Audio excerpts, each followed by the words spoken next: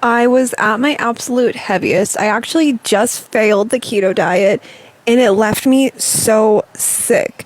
I had chronic UTIs, chronic infections, depressed, and felt out of control anytime I was around food. I decided to give this raw tofu thing a chance, so I jumped in 100%. I ate so much fruit, so much potatoes, never went hungry. Ended up losing 65 pounds within 6 months, and it actually stayed off.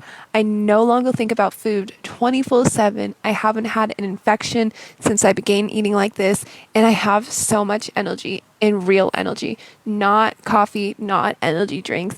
I slowly started going on walks, and now I love running marathons. My life is so full, and it wouldn't be this way if freelee didn't show me that carbohydrates and fruit is what our body needs and craves and what brings us health and joy. This could be you. I offer one-on-one coaching and meal plans on a fruit-based diet. Link in my bio.